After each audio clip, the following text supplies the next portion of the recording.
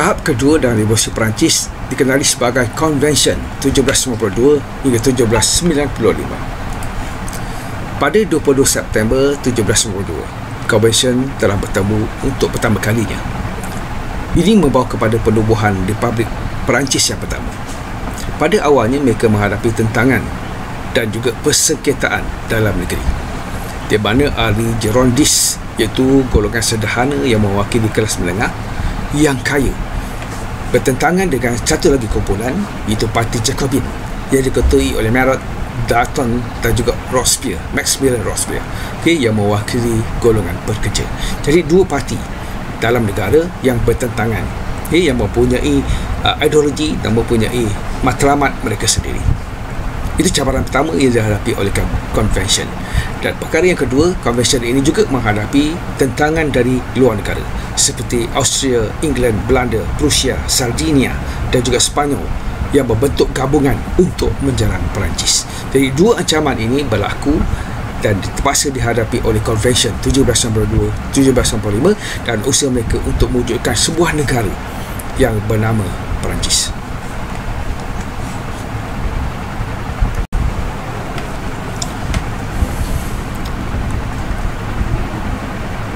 Revolusi Perancis tahap kedua ini menghadapi tentangan daripada beberapa pihak. Pertama, raja-raja Eropah takut revolusi ini akan berebak ke negara mereka sendiri. Perancis telah diserang oleh tentera Austria dan juga Prussia. Dalam kegemparan ini, Commune telah menguasai Paris. Commune ini dipimpin oleh Danton, iaitu anggota parti politik Jacobin. Seperti mana ahli-ahlinya yang lain nanti, termasuklah yang popular, iaitu Maximilien Robespierre. Jadi pengundi mula memilih wakil untuk Convention baru yang akan menulis perbagaan Republik untuk Perancis. Republik adalah pemerintahan di mana rakyat memilih perwakilan yang akan membuat undang-undang dan memerintah bagi pihak mereka. Sementara itu, ribuan golongan bangsawan yang dieksekusi, yang ditahan dan dipenjarakan dan dijatuhkan hukuman oleh pemimpin-pemimpin revolusi ini, dan dengan mereka merasa curiga dan mereka rasa di atas konspirasi dan sebagainya, serta pencerobohan asing. Mereka ni dikaitkan, mereka ditahan, dipenjarakan, dan dihukum oleh pemimpin revolusi kerana mereka ni dikaitkan dengan konspirasi kepada pencerobohan negara-negara asing ini ke atas wilayah-wilayah Perancis. Ini membawa pergolakan yang berlaku kepada kerajaan baru di bawah Convention Perancis ini dalam tahap kedua Revolusi Perancis. Kerana ini membawa kestabilan lagi dalam pemerintahan Perancis selepas sistem peraja itu dihapuskan.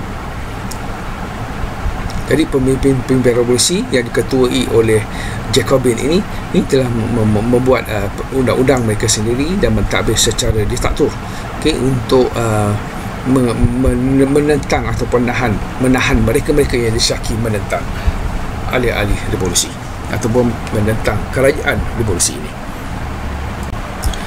Keluarga diraja telah meminta pertolongan dari Austria, khususnya Raja Louis ke-14 dan isterinya Marie Antoinette. Ini adalah usaha terakhir dia untuk mempertahankan kedudukannya sebagai raja di Perancis. Jadi pada bulan Jun 1781, mereka telah ditangkap ketika cuba melarikan diri ke Austria. Bangsawan yang melarikan diri dari revolusi tinggal di luar negara sebagai orang-orang yang berhijrah ataupun emigres. Jadi mereka berharap dengan bantuan asing, rejim lama yang diketuai oleh Raja Louis ini dapat dipulihkan di Perancis. Jadi pegawai-pegawai gereja juga mahukan semula tanah mereka, hak-hak mereka dan hak istimewa yang diberikan kepada gereja itu sebelum ini dikembalikan. Sebab itu mereka menyokong rejim lama ini dan mereka mahu kuasa raja itu dikembalikan. Beberapa petani Katolik yang tak setia kepada gereja juga turut menyokong raja dan gereja ini untuk kembali berkuasa. Jadi parti politik yang mewakili kepentingan yang berbeza telah wujud di Perancis pada waktu itu, iaitu Girondis dan juga Jacobin. Ini dua parti besar yang terdiri daripada mewakili golongan pertengahan dan juga rakyat biasa, terutamanya golongan petani yang menguasai pemerintahan di Perancis ketika ini. Dan pada masa yang sama, raja cuba mendapatkan bantuan asing untuk mengekalkan kuasanya, dan ini adalah cabaran yang dihadapi oleh Convention Perancis yang memasuki tahap kedua dalam revolusi Perancis. Convention telah bertindak menghapuskan pemerintahan beraja. Mereka berpendapat selagi keluarga diraja hidup, monarki akan dapat dipulihkan. Jadi mereka telah mengadili pasangan diraja atas pengkhianatan. Ini Raja Louis ke-14 telah dipancung pada 21 Januari 1793. Itu juga Mary Antoinette, isterinya, dipancung pada 16 Oktober 1793 menggunakan gelatin. Ini dia. Jadi ini telah menghapuskan monarki. Jadi Perancis tidak ada lagi raja. Anak perempuan Mary, iaitu Mary, pasangan diraja ini, itu Mary Theresa, telah dibenarkan pergi ke Vienna pada tahun 1795. Dia tidak mendapat menjadi permaisuri kerana undang-undang Salik yang tidak mengizinkan wanita untuk menaiki takhta. Dan kalau kita lihat juga anak lelaki Raja Louis dan Charles ke-14, iaitu anak lelaki mereka itu Louis Charles 1795 telah dipukul dan dianiaya sehingga mati di dalam penjara. Jadi tidak ada lagi raja yang layak untuk mewarisi takhta kalau sistem monarki untuk diperkenalkan di Perancis. Jadi konvensi ini telah menamatkan langsung sistem beraja setelah Raja Louis ke-14 dan isterinya dijatuhkan hukuman mati oleh pemimpin revolusi. Seperti dalam gambar raja inilah. Ini satu peristiwa besar yang menamatkan sistem monarki di Perancis melalui Convention yang ditubuhkan dalam tahap kedua Revolusi Perancis 1789.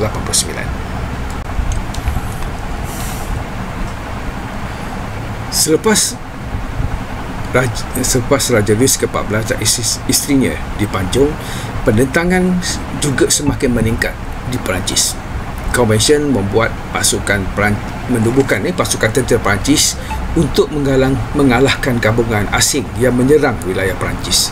Pasukan ini dipimpin oleh General Carnot, di mana orang ramai mula menyokong operasi ketenteraan kerana mereka tidak mahu negara itu kembali di bawah rejim lama, iaitu sistem raja berkuasa mutlak. Walaupun kejayaan tentera Convention terus menghadapi masalah dalam negeri, walaupun mereka berjaya menghalang usaha-usaha negara luar untuk mengembalikan sistem beraja di Perancis, tapi ini menimbulkan masalah lain dalam negara Perancis. Selepas 2 tahun gabungan dikalahkan, Perancis telah memperolehi wilayah, bukannya kehilangan wilayah. Danton dan parti politiknya, iaitu Jacobin, telah mendominasi politik Perancis. Satu jawatankuasa ditubuhkan, iaitu jawatankuasa Tribunal Revolusi. Jawatankuasa inilah yang membawa kepada pemerintahan ganas 5 September 1793 hingga 27 Julai 1794. Melalui pemerintahan yang dipanggil pemerintahan ganas ini, mereka boleh menangkap siapa sahaja yang dituduh mengkhianati revolusi dan mereka akan dipancung menggunakan gilotin. Seperti yang berlaku kepada Raja Louis dan isterinya. Mereka yang dituduh melakukan pengkhianatan diadili oleh jawatankuasa ini dan dijatuhkan hukuman mati tanpa perbicaraan. Kira-kira 15,000 orang mati di gilotin, dikenali sebagai Reza Nasional, termasuk pemikir inovatif seperti Olympia de Gouges, Madame Jane Laurel. Ini semuanya dihukuman mati sebab mereka tidak mahu sebarang unsur yang dianggap sebagai menentang revolusi.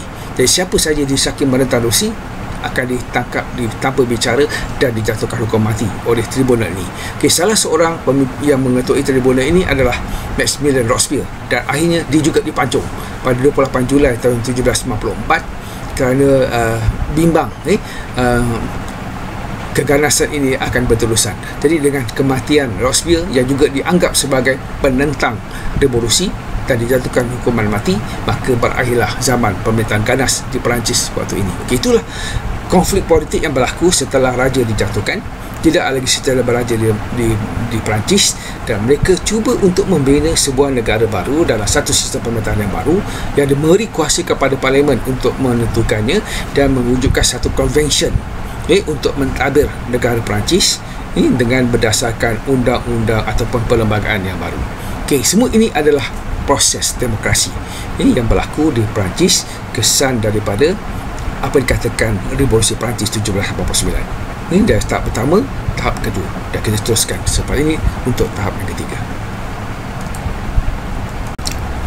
Konvensyen telah melakukan beberapa perubahan, seperti pertama, mengamalkan sistem metrik, diperkenalkan, menggantikan sistem yang lama. Dari segi ukuran, timbangan dan sebagainya. Konvensyen juga cuba mengatasi masalah berkaitan dengan sistem feudalisme, di mana dengan konvensyen ini maka berakhirlah sistem feudalisme. Ini dengan menghapuskan primogeniture, iaitu sistem di mana anak yang tertua mewarisi semua harta pusaka ayahnya. Tidak lagi berlaku, tidak lagi dibenarkan. Ini melalui konvensyen yang ditubuhkan ini. Di mana yang ketiga, konvensyen ini juga telah membuat perubahan yang lain, iaitu menyusun sebuah undang-undang yang lebih komprehensif, yang sesuai dengan negara Perancis. Dan dia juga telah menamatkan, konvensyen ini juga telah menamatkan hukuman penjara, menamatkan sistem perhambaan di tanah jajahan Perancis, dan membentuk satu sistem pendidikan awam di seluruh negara Perancis. Ini antara reformasi ataupun perubahan yang dibuat oleh konvensyen. Seperti mana yang dibuat oleh Assembly sebelum ini dan diteruskan oleh Convention dengan membuat perubahan-perubahan yang baru untuk mengukuhkan sistem pemerintahan dan pentadbiran di negara Perancis melalui revolusi tahap yang kedua ini. Okey pelajar, seperti yang saya katakan sebelum ini, revolusi Perancis adalah satu peristiwa besar dalam sejarah negara Perancis. Apa yang boleh kita simpulkan daripada revolusi Perancis ini? Pertama, pelbagai tahun ketiga Republik, iaitu tahun 1795 telah diwujudkan. Pelbagai tahun ketiga Republik 1795 mewujudkan apa yang dipanggil sebagai Directory. Ini adalah tahap keempat dalam revolusi Perancis, iaitu tahap terakhir, di mana dalam Directory ini membagikan kepada tiga institusi penting dalam mentadbir urus negara Perancis, iaitu badan eksekutif yang terdiri daripada 5 orang pengarah yang dilantik oleh badan perundangan ataupun parlimen. Jadi badan perundangan adalah dewan rendah yang terdiri daripada 5,500 anggota, mencadangkan undang-undang ataupun menggubal undang-undang, membentuk undang-undang. Dewan atas terdiri daripada 250 anggota memilih undang-undang ini, dan 2/3 boleh daripada badan perundangan ini boleh pada mulanya akan diisi oleh anggota convention. 2/3 daripada anggota badan perundangan ini pada awalnya adalah anggota convention. Kelayakan diberikan mereka yang layak untuk menganggoti badan perundangan ini adalah Girondin, iaitu parti kelas menengah, mengalahkan Jacobin, itu parti kelas pekerja dan petani. Perlembagaan dalam segi perlembagaan Girondin menyatakan bahawa hak pilih rakyat untuk memilih, hak rakyat untuk memilih, hak untuk memegang jawatan, dan hanya terhad kepada pemilik hak tanah ataupun tuan tanah. Mereka saja yang layak untuk memegang jawatan. Itu dikelayakan untuk menganggotai badan perundangan ataupun badan pemerintahan. Jadi dalam perlembagaan tahun ketiga Republik 1795 ini, dengan pencerobohan aksi yang dikalahkan dengan pemerintahan teror berakhir yang diketuai Robespierre itu, maka Convention akhirnya dapat melancarkan perlembagaan barunya, di mana anggota parti Girondist cuba mengakhiri pemerintahan teror ataupun ganas yang diketuai oleh parti Jacobin sebelum ini. Jadi penentangan terhadap tentera kuasa Jabatan Awal ini menyebabkan banyak ahli Girondist diadili dan hukuman mati kerana disyaki khianat. Antara tiga pemimpin Jacobin yang paling berkesan dan berjaya yang memonopoli gerakan Jacobin itu adalah seperti George Danton, Maximilien Robespierre dan juga Jean-Paul Marat. Ini antara tokoh penting yang menjadi tulang belakang kepada parti Jacobin yang mewakili rakyat jelata, iaitu petani di Perancis. Dan satu lagi adalah parti Girondist yang mewakili golongan pertengahan di Perancis. Ini adalah senario yang berlaku dalam revolusi Perancis yang membawa kepada tahap yang baru kepada revolusi Perancis, iaitu Directory. Ini peringkat yang keempat dari segi revolusi Perancis. Dan selepas ini kita lihat Napoleon Bonaparte ini telah menguasai negara Perancis untuk mengembalikan sistem pemerintahan dalam sistem raja monarki yang baru melalui kekuatan tentera. Ini dalam keadaan Perancis yang tidak stabil dalam usaha mereka untuk mewujudkan sebuah sistem pemerintahan dan pentadbiran yang terbaik untuk negara Perancis melalui sistem republik. Jumpa lagi, selamat ulang kaji. Teruskan untuk memahami sukatan pelajaran, memahami situasi, memahami perkara-perkara penting.